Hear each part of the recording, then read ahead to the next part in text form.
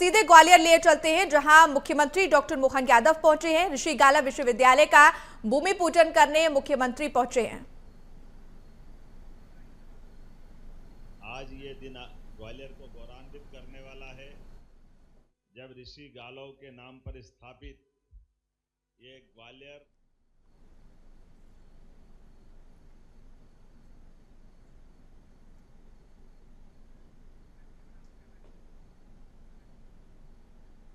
हम सबके श्रद्धेय विचारक, चिंतक, संघ के अखिल भारतीय कार्यकारिणी के माननीय सदस्य श्रीमान सुरेश जी भाई साहब, मंच पर ही विराजमान माननीय शिक्षा मंत्री श्रीमान इंदर सिंह परमार जी, माननीय प्रभारी मंत्री श्रीमान तुलसीराम सिलावट जी, प्रांत संचालक माननीय अशोक पांडे जी, अध्यक्ष मध्य भारत शिक्षा समिति श्रीमान डॉक्टर राजेंद्र जी, इस मंच के सामने विराजमान माननीय प्रहलाद जी सबनानी जी, माननीय श्रीधर पराड़कर जी भाई साहब, माननीय यशवंत जी इंदापुरकर जी, माननीय कमल जैन जी, माननीय नवल शुक्ला जी, माननीय अशोक पाठक जी, माननीय राजेंद्र सिंह गुरैया जी, माननीय मनिंद्र कुशवाहा जी, माननीय मधुसूदन शर्मा जी, हमारे माननीय सांसद भारत सिंह कुशवाहा जी, हमारे वित्त विकास निगम के माननीय अध्यक्ष श्रीमान जयभान सिंह पवैया जी, पूर्व मंत्री माननीय अनूप मिश्रा जी, पूर्व सांसद माननीय विवेक सेजवलकर जी, माननीय केशव सिंह बघेल जी, माननीय लाल सिंह आर्य जी, माननीय मंत्री प्रद्युम्न सिंह तोमर जी, और इस अवसर पर समस्त आगंतुक अतिथिगण, भाइयों बहनों, पत्रकार साथियों, प्यारे मित्रों, इतने अच्छे से इस विश्वविद्यालय की स्थापना के समय बात आना चाहिए, वो एक एक करके सारी बातें आ गई। और किसी भी विश्वविद्यालय के स्थापना के लिए आदिकाल से हमारे अपने योगदान को लेकर के विस्तार से बात, हम तो क्या दुनिया इस बात को जानती। और इसी ग्वालियर की धरती पर हमारे लिए कई ऐसे इतिहास बने हुए हैं जिसके कारण से पूरा देश ग्वालियर के प्रति विशेष आदर रखता है, सम्मान के साथ देखता है। मैं आज के इस अवसर पर उच्च शिक्षा का ये सर्वोच्च संस्थान विश्वविद्यालय जो होता है, ऐसे में ये समाज के सहयोग के साथ जब ऋषि गालव विश्वविद्यालय की आज भूमि पूजन की आधारशिला रखी जा रही है, ऐसे समय में इसकी यात्रा की तरफ भी अगर देखते हैं, जो माननीय राजेंद्र जी ने कहा, माननीय इंदर सिंह जी ने भी कहा, सच में 85 वर्ष पहले 21 जुलाई 1941 को एक ऐसे अलख निरंजन व्यक्तित्व के धनी श्रीमान सदाशिव गणेश गोखले जी ने इस समिति की कल्पना की और इस तरफ कदम बढ़ाया। मैं उनको वाकई स्मरण करता हूं, जिनके कारण से 4 महाविद्यालय, 5 विद्यालय, एक खेल अकादमी और आज विश्वविद्यालय की तरफ कदम बढ़ रहा है। वास्तव में हम उन इस महान व्यक्तित्व को भी स्मरण भी करें और उस परंपरा के बलबूते पर जो मुझे शिक्षा मंत्री ने बताया कि ये महाविद्यालय, विद्यालय भी पूरे प्रदेश में एक विशेष पहचान रखते हैं। उनके अपने इस परिवेश के आधार पर जो कल्पना की गई, और ये भी बिल्कुल सही बात कि ये विश्वविद्यालय, महाविद्यालय के अंदर आज के दौर में और प्राचीन दौर में भी वो सारे विकार भी है और हमारा विचार भी।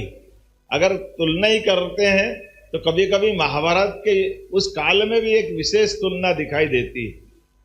एक तुलना दिखाई देती है, भगवान कृष्ण कंस को मारने के बाद उज्जैन में सांदीपनि विद्यालय में शिक्षा ग्रहण करने आते हैं, और विद्यालय में शिक्षा ग्रहण करने के साथ गरीब अमीर के बीच कोई पर्दा नहीं होना चाहिए, मित्रता की अद्वितीय मिसाल बनती है श्री कृष्ण और सुदामा की दोस्ती के माध्यम से। और एक और वहीं तत्कालीन थोड़े दिन पहले के विश्वविद्यालय से निकले हुए द्रोणाचार्य और द्रुपद जी का भी जमाना ध्यान में आता है, जिनने अपने आश्रम के समय विद्यार्थी काल में मित्रता के बलबूते पर, द्रुपद जब राजा बन गए यज्ञ के अवसर पर, द्रोणाचार्य उनको लगा कि मेरे मित्र राजा होगा, ये तो सब दे सकते हैं, और हमको मालूम है वो देने का भाव द्रुपद के पास जब पहुंचा तो द्रुपद ने द्रोणाचार्य को पहचानने से मना कर दिया। उन्होंने कहा तुम भूल गए, अपन तो वहां पढ़े जहां एक साथ आनंद के साथ रहते थे। तो उन्होंने कहा तुम कौन सी दुनिया में रह रहे हो भाई, वो गई बात जब स्कूल की बात थी, अब ये जमाना बदल गया, तुम कहाँ मैं कहाँ। और हमने वो वास्तव उस दौर का कठिन दौर भी देखा जब द्रोणाचार्य को ये बात चुभ गई और उनने अपने गुरुकुल में कौरव पांडव को शिक्षा देते देते अपने विद्यालय के आश्रम का भी दुरुपयोग एक तरह से हुआ कि जाओ गुरुदक्षिणा देना है तो द्रुपद को हरा के आओ। और ये बड़ा अलग प्रकार का रहस्य भी है कि कौरव पांडव एक साथ युद्ध कर रहे हैं और द्रुपद को हरा के आए और पकड़ के लाए द्रोणाचार्य के सामने। और उनने कहा चलो अब तुम बताओ तुम्हारे साथ क्या व्यवहार किया जाए। उन्होंने कहा आधा राज्य मेरे पास रहेगा, आधा तुम्हारे पास रहेगा। ये शिक्षा के दुरुपयोग का 5000 साल पहले का क्या भाव है। लेकिन मुझे इस बात की भी प्रसन्नता है इसी काल में और बाद के परवर्ती काल में, जैसे नालंदा तक्षशिला दुनिया के अंदर मानवता की स्थापना की बात अगर कहीं पहुंची है तो हमारे लिए सौभाग्य की बात है। उसी काल में उसी दुर्व्यवहार का उदाहरण भगवान कृष्ण के माध्यम से सांदीपनि विद्यालय के लिए और सांदीपनि गुरुजी ने भी दिया। सांदीपनि जी का आश्रम जब स्थापित हुआ तो मूलतः तो वो बनारस के पास अपना विद्यालय आश्रम या विद्यालय चलाते थे, लेकिन अपने एक बच्चे को लेकर के कंस ने सत्ता पकड़ी और सत्ता पकड़ने के बाद जैसा कि होता है कोई तानाशाह आता तो सारी व्यवस्था ध्वस्त कर देता और ध्वस्त करने के कारण से भटकते भटकते सांदीपनि जी अपने बच्चों को लेते हुए घूमते हुए वर्तमान के प्रभास पाटन के क्षेत्र में पहुंचते और तत्कालीन समय में जैसे आजादी के समय पे भी कई सारी राष्ट्र विरोधी ताकतें देश की सीमाओं पर अपने अपने कब्जे करके अलग से घटनाक्रम चलाती रहती। और ऐसा कहते कि सांदीपनि जी को पुत्र को पकड़ के उन्होंने कहा आपको बहुत अच्छी सभी विद्याएं आती है, सभी कलाएं आती है, हमारे बच्चों को सिखाओ। लेकिन सांदीपनि जी ने अपनी जान की बाजी भी लगा दी, लेकिन विदेशियों के प्रति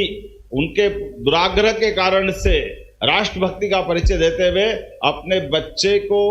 उनने बंदी भी बनते देखा, मार पिटाई भी सहन कर ली, लेकिन 6 माह के बच्चों को छोड़कर के आकर के अपने स्वदेशी का भाव, देशभक्ति का भाव जगा 11 साल तक बच्चों को छोड़ करके शिक्षा देने का उदाहरण पेश किया। तभी तो श्री कृष्ण बनते हैं, तभी सांदीपनि श्री कृष्ण के इतिहास में वो बातें गुजरती है। इसीलिए जब हम भगवान कृष्ण के जीवन की तरफ देखते हैं तो मित्रता का सुदामा और कृष्ण का इतिहास भी सबके सामने जाता है। तो जब अपनी सरकार बनती है तो मुझे इतना अच्छा लगता है कि सांदीपनि विद्यालय का नाम हमारे नए बनने वाले विद्यालय की तरफ रख करके उस गौरवशाली अतीत को जोड़ के देखते हैं। मुझे इस बात का आनंद है आज जब मैं आपसे बात कर रहा हूं, ये भी सुखद संयोग है कि देश की सीमाओं के ऊपर भी जिस प्रकार से राज्यों के साथ होना चाहिए, मैं बोलना तो नहीं चाहिए लेकिन फिर भी ये बात बोल ही देता हूं कि बांग्लादेश की सीमा पर भी अब हमारा अपना भगवा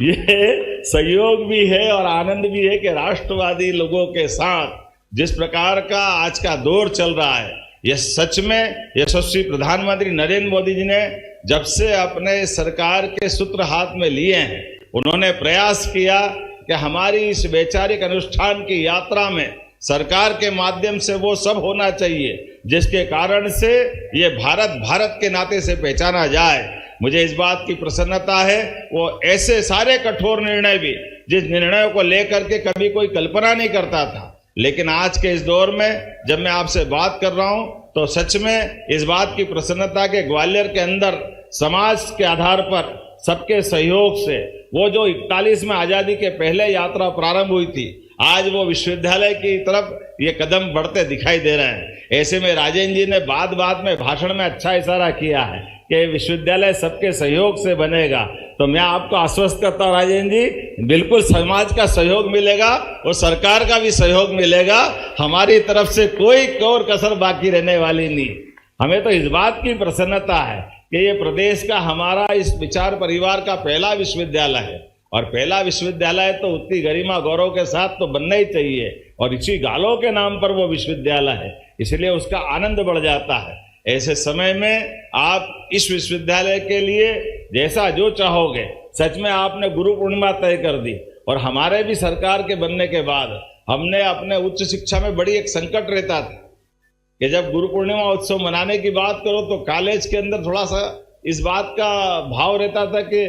गुरु पूर्णिमा ये तो स्कूल वाले मनाएंगे, शिक्षक मनाएंगे, बाकी नहीं मनाएंगे। तो हमने कहा ये क्या झंझट है। तो बाद में ध्यान में आया कि एक काम करते हैं, ये कुलपति को ही कुलगुरु नाम कर देते तो गुरु पूर्णिमा अपने आप उच्च शिक्षा में भी मनने लग जाएगी। तो सरकार के माध्यम से इस मार्ग में चलते हुए हमने देश के अंदर अपना प्रदेश इस तरह से कुलगुरु का नाम करते हुए वाइस चांसलर को एहसास कराया कि सच में गुरु पूर्णिमा का जो महत्व है उससे क्या छिपा हुआ है। माननीय जयभान सिंह पवैया जी यहाँ बैठे, मेरे पहले शिक्षा मंत्री थे, आपने भी एक अच्छा परिवर्तन किया था कि जब अपने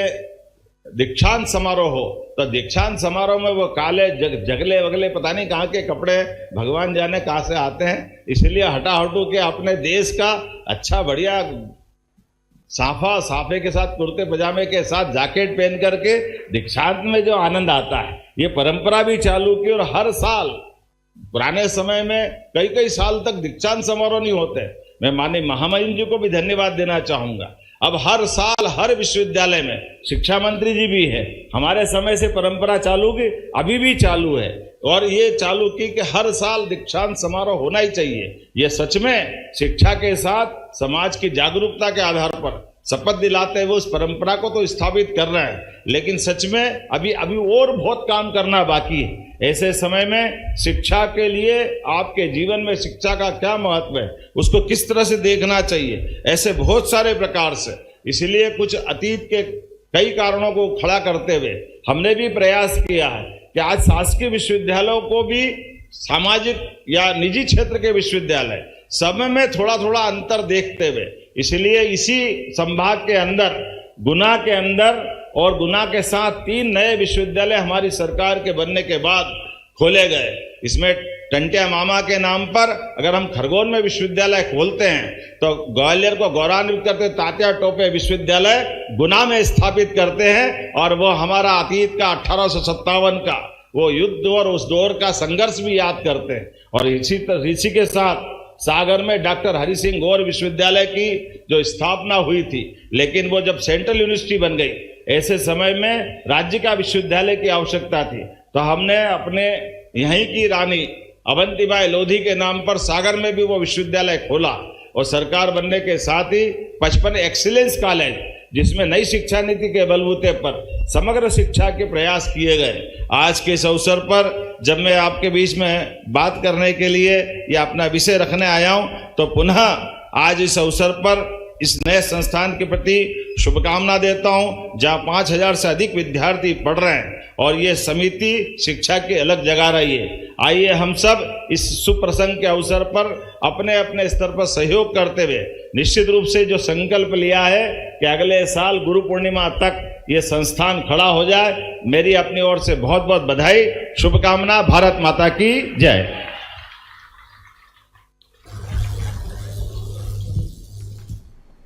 तो ये तस्वीरें आपको हम दिखा रहे थे। मुख्यमंत्री डॉक्टर मोहन यादव संबोधित कर रहे थे ऋषि गालव विश्वविद्यालय का भूमि पूजन कार्यक्रम बेला गांव में कार्यक्रम का आयोजन किया गया है और मुख्यमंत्री डॉक्टर मोहन यादव ने कार्यक्रम को संबोधित किया है। तो आपको ये तस्वीरें हम दिखा रहे थे। ग्वालियर से सीधी तस्वीरें हैं जहां मुख्यमंत्री डॉक्टर मोहन यादव ग्वालियर में आयोजित ऋषि गालव विश्वविद्यालय के भूमि पूजन कार्यक्रम में शामिल हुए। बेला गांव में कार्यक्रम का आयोजन किया गया और सीएम ने कार्यक्रम को संबोधित किया है। ये तस्वीरें आपको हम ग्वालियर से दिखा रहे हैं सीधी, जहां कार्यक्रम में मुख्यमंत्री डॉक्टर मोहन यादव मौजूद हैं और कार्यक्रम को संबोधित किया है। पूरा कार्यक्रम ऋषि गालव विश्वविद्यालय के भूमि पूजन का है। बेला गांव के कार्यक्रम का आयोजन किया गया है। तो देखिए सीधी तस्वीरें आपको हम दिखा रहे हैं जिस तरीके से कार्यक्रम का आयोजन किया गया है। मुख्यमंत्री डॉक्टर मोहन यादव कार्यक्रम को संबोधित कर रहे थे। तमाम बातों का जिक्र सीएम ने किया है। विश्वविद्यालय की परंपराओं का जिक्र किया, कुल गुरु और जो नई परंपराएं शुरू हुई इनका जिक्र किया। खास कार्यक्रम जो है वो भूमि पूजन का एक कार्यक्रम था।